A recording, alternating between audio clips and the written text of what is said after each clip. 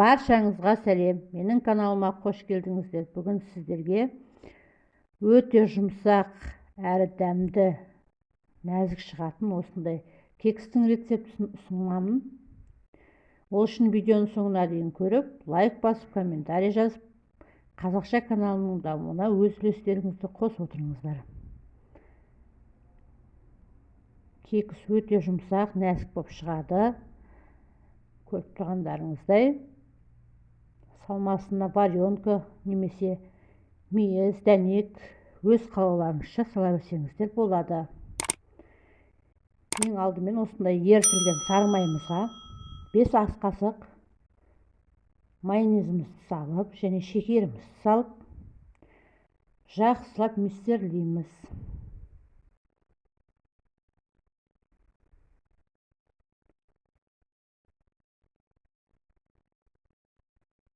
Бір келкі масса болғанша жақсылап миксерлеп аламыз.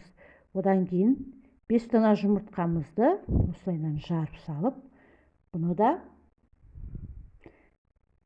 бір келкі масса болғанша жақсылап миксерлейміз.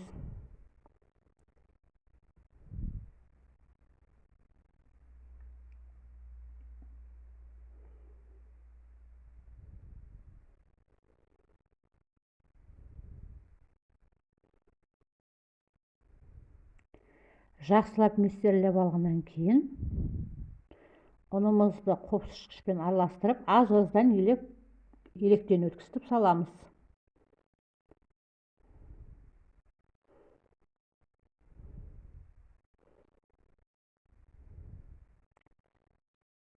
Қажетті көлемін описание бөліміне қалдыратын боламын, сол жақтан қарасаңыздар болады.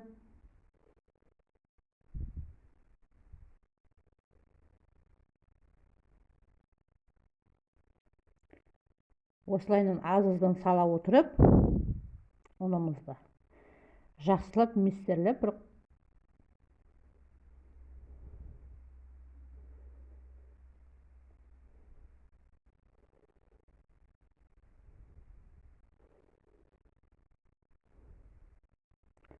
аса сұйық емес, аса қою емес, жұмсақ масса шығарамыз.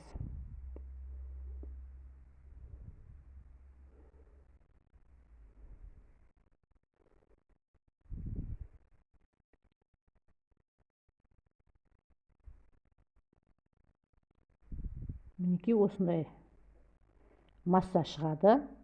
Енді осы массамызды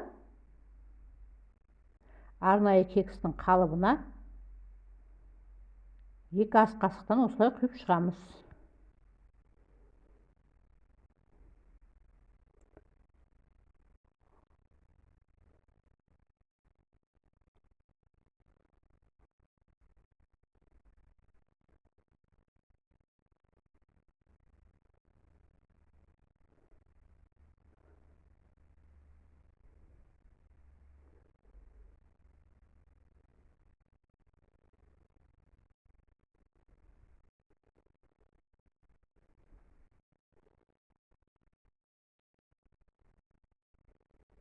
Менде осы көлемде 24 штук кекс шықты.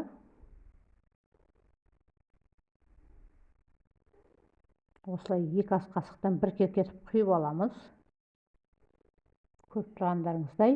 Енді үстіне өз қалауларыңызша осылай варенка немесе мейіз, жаңғақ, орехтар қоссаңыздар болады.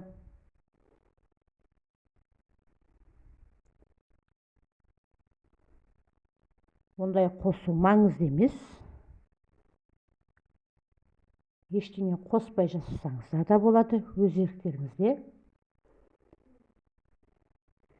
Мінекей мен варенка қостым. Енді алдын ала қызып тұрған пешімізге 180 градуста 10-15 минут пісіріп аламыз. Мінекей біздің кексіміз көтеріліп, өте жұмсақ болып шықты. Міне осылайынан қалыптан шығарып аламыз.